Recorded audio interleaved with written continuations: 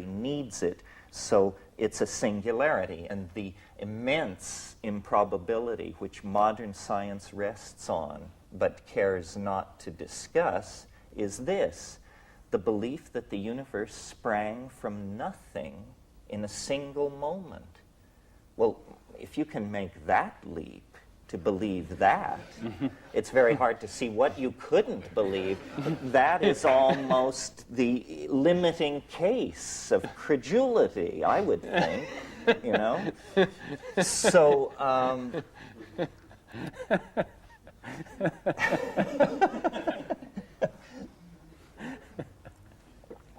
so in order to say of the phenomenon, I would propose a different idea, that I think it is eminently reasonable, and it is that as the complexity of a system increases, so too does the likelihood of its generating a singularity or an unpredictable perturbation. So the pre-existent state of the universe I imagine to be extremely simple, an unflawed nothingness. In other words, the least likely situation in which you would expect a singularity to emerge. But now let's look at the other end of the historical continuum of the history of the universe. Let's look at the world we are living in, which is full of 106 elements, tremendous gradients of energy ranging from what's going on inside pulsars and quasars to what is going on inside viruses and cells, tremendous organizational capacity at the atomic level, at the molecular level, at the level of molecular polymerization, at the level of membranes and gels, at the level of cells and organelles, organisms, societies, so forth and so on. In other words, the universe at this moment is a tremendously complicated, integrated, multi-leveled, dynamic thing, and every passing moment it becomes more so. This is what evolution, history, compression of time, what all these things are attempting to indicate, is the increasing complexity of reality. If a singularity is necessary to explain this universe, that singularity must emerge rather near the end of the complexification process rather than its beginning. You see, we simply have to reverse our preconceptions about the flow of cause and effect, and then we get a great attractor that pulls all organization and structure toward itself over several billion years. And as the objects of its attraction grow closer to its proximity, they somehow interpenetrate. They set up standing wave patterns of interference. New properties become emergent, and the entire thing complexifies. Well, to my mind, this is the divine imagination. This is what Blake called it. This is the only way I can conceive of it. Time is the theater of God's becoming, but it's also, from the point of view of a higher dimensional manifold, a kind of fait accompli. And this is no contradiction, or if it is, it's all right, because in these realms of higher ontology, you're always asked to avoid closure and hold the notion of a coincidentia positorum, a union of opposites. The thing is both what it is and what it is not, and yet it somehow escapes contradiction, and that's how the open system is maintained. That's how the miracle of life is possible. So I sort of think of the divine imagination as the class of all things both possible and beautiful. It's a kind of reverse Platonism.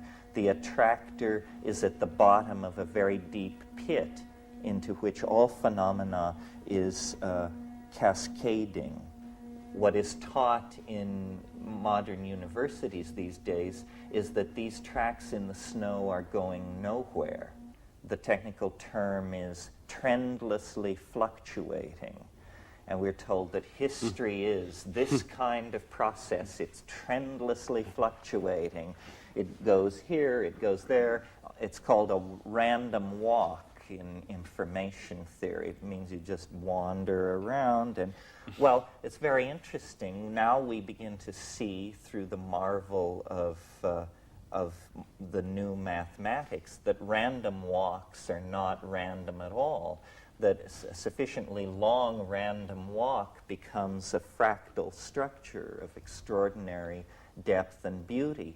So you see, really what has to happen is for us to see chaos not as something that degrades information and is somehow the enemy of order, but rather chaos is the birthplace of order. Chaos is not the problem, chaos is the answer.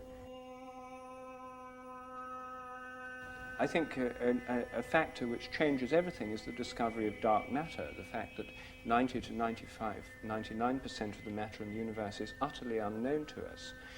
This recent discovery effectively tells us that the whole cosmos and every material thing in it has a kind of unconscious, a material unconscious, an unknown dark realm which conditions everything that happens, the shapes of the galaxies, their interactions. Is Gaia, as it were, awake on the side that's in the sunlight, and in the side that's in the darkness as it rotates, dreaming? At night, are the plants, the animals, the whole ecosystems, the oceans, in some sense, in the dream state, when dreams and spontaneous images of what might be possible come to them? So, is there a kind of Gaian dreaming, and does it happen on the night side of the planet? What would the Gaian mind feel like? What form would a Gaian dream take, or what form would a Gaian psychedelic experience take? The psychedelic experience, it's preposterous to attempt to analyze it in terms of human motivation at its intense levels. It seems rather to be an ontological reality of its own that the human being has simply been privileged to briefly observe. But it says no more, your deep psychedelic experiences say no more about your personality than that the continent of Africa is making a statement about your personality. They are, in fact, independent objects. To my mind, the divine imagination, or the imagination, is the source of all creativity in our dreams, in our psychedelic experiences, in the jungles, in the currents of the ocean, in the organization of protozoan and microbial life. Wherever there is large-scale integration, rather than simply raw physics, but integration of laws of physics, integration of properties of membranes and electrophoresis and this sort of thing. It is the creative principle. So do you think then that in psychedelic experiences you're actually tapping into, tuning into, or experiencing something of the Gaian or the cosmic imagination? Absolutely. And I think that that psychedelic experiences and dreams are only different in degree, that they are chemical cousins somehow. And this is why I could see human history as a Gaian dream, because I think every night when you descend into dream, you are potentially open to receiving Gaian corrective tuning of your life state. You will, the whole thing is an enzyme-driven process. We are like an organ of Gaia. We are the organ which binds and releases energy. A liver cell doesn't need to understand why it binds and releases enzymes of the liver. We bind and release energy for reasons perhaps never to be clear to us, but which place us firmly within the context of the Gaian mind. We have been chosen out, and this is not something to have great hubris about. I mean, indole acetic acid has been chosen out in plant metabolism to play certain roles. We have a role, but our role seems to be a major one. We are like a triggering system out of the general background of evolutionary processes mediated by incoming radiation to the surface of the earth and then natural selection. Suddenly we come with an epigenetic capability. We write books, tell stories, dance, sing, carve, paint. These are not genetic processes. These are epigenetic processes. And they bind information and express the Gaian mind very well. As an example of how willing I am to introduce or to entertain this idea concretely, I've been talking to a lot of people about ecological crisis and the fate of the world and this sort of thing. Well, imagine in hindsight the wisdom that we would impute to Gaia if we were to suddenly realize that what is happening on this planet is that nature knows that the sun is going to explode. And what we are is a kind of response to the anticipation of a wounding that 50,000, 5 million years ago, the geo-heliocentric relationships began to vibrate out of tune. And as a consequence of this, a species was called forth that could organize an escape. And we are it. In other words, we are in a divine play. In line with this, and what made me even entertain these ideas, is I had a very bizarre experience recently. I was in Hawaii, and in our botanical garden there is a very large dead tree, and one limb of this tree sticks far out over the land. And Banisteriopsis capi, a large hallucinogenic South American vine, is planted at the bottom of this tree. And it just has swarmed up this tree and covered it with greenery. But it wouldn't go out onto this one limb that stuck out. And it bothered my sense of symmetry that this vine would not completely cover this tree. And I even thought about trying to climb up into the tree and thread it out onto this limb to get it to do what I wanted. So I was sitting looking at this tree and this situation and actually thinking about it. And suddenly the limb fell. It broke off.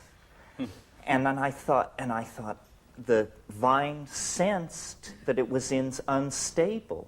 It would not invade this domain that it sensed was structurally unstable. Well, then I said to myself, but how could it? What is the mechanism of this sensing of instability?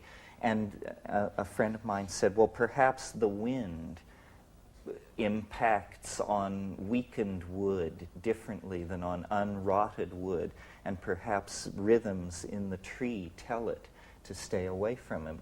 And then I realized if one plant has that kind of sensitivity to the entering into a domain of danger, what must the ecosystem of this planet be doing in reaction to what we are doing to the planet?